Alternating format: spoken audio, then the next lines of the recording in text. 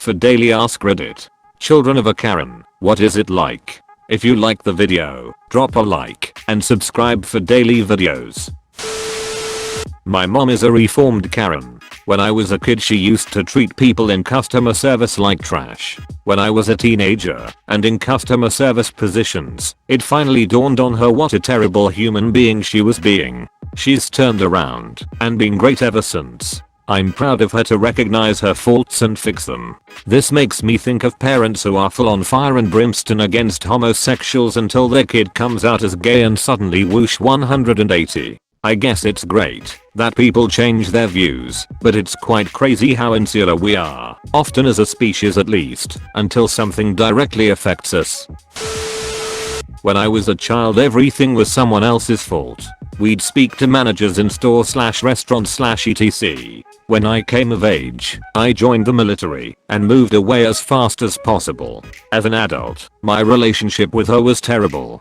I was so frustrated by her asking me to come back to visit her area every time we talked that I just stopped talking to her. Something particularly interesting had happened this past year. I went home to see my grandma on dad's side as she was passing. I called my mom and told her I was taking an emergency trip and would be in the area but wouldn't have time to see her. Her response? "That's fine. I understand your family needs you." I was beside myself. I had known that she was working on herself for a while, but living so far away and speaking so little I hadn't witnessed it. 5 years ago, she would have demanded that I leave my dying grandma to come see her. I came back to the area the next month and we discussed it more. She said that she realized that a lot of problems in her life and a lot of the unhappiness stems from selfishness. I'm incredibly proud of the changes she's made in her life. And it has forced me to reevaluate my own actions pertaining to our strained relationship and my life as a whole. And I've come to a conclusion. I'm just like her. My dad is a male Karen. I always hated listening to him call customer service on the phone because he's such a complete asshole to whoever is just trying to do their job. My dad used to help obvious first-time food servers who messed up by lecturing them, telling on them to their boss, and then stiffing them on the tip. He always justified it with a story about how once in the 90s he actually had a boss thank him for doing it because his staff sucked. It was a very unique situation. I always felt so bad for the servers who were humiliated. Because of that I always tip well as an adult, out of this childhood guilt I carry. It's exhausting. I can't do anything normal with her, or even have a normal conversation. Sometimes I'd like to call and ask how my sister is. Instead I'd get a list of people who have wronged her in the last week. It's the most petty bullshit too. Oh, some child was running around at McDonald's today. If that was my child I'd have warmed her bottom. I know mom. I was that child. Same with the entitlement. She'll give me a list of things that should be done for her. It makes it so hard to even contact her because I have to mentally prepare myself for hours of ranting on the phone. If we ever go out together, like even to get lunch, I'm going to be embarrassed by her behavior. Not to mention she'll try to embarrass me somehow. My sister is a Karen in recovery, and her teenage kids are mortified by her. They had a Karen intervention with her a few months ago and pointed out that about 1 out of every 3 visits to a restaurant results in a meal or a drink sent back, and about 1 in 10 results in a conversation with the manager. Unresolved complaints over the phone practically have a pre-written script. This is unacceptable. Poor customer service, etc.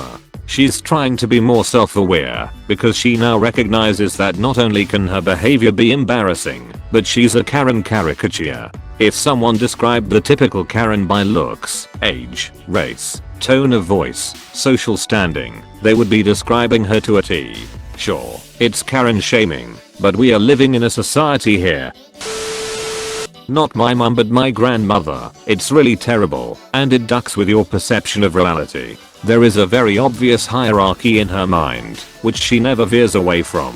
So whoever in a discussion is higher in the hierarchy is automatically right. It usually goes herself, her children, well-respected people in her local community plus television personalities she likes like Dr. Phil, her other grandchildren, me and my brother, everybody else. For example, when me and my cousins would fight, She would always side with them, but anytime I got a bad grade, she would insult my teacher and say that they were probably stupid for not seeing how smart I am. It was very confusing and really messed with my self-esteem. Karens are typically narcissists who can't handle being challenged on their beliefs, and the only way they can bring people up is by tearing other people down. I recently moved far away from home and haven't seen much of her, and I feel like I'm much more stable now. My grandma is banned from most stores in 3 counties. Before my hometown turned into a regular suburb, it was a semi-rural small town. In those times I could bring up her name and strangers would cringe. She wasn't a regular Karen though, she's an unapologetic white supremacist, so I don't blame them. We haven't spoken with her in a decade or so.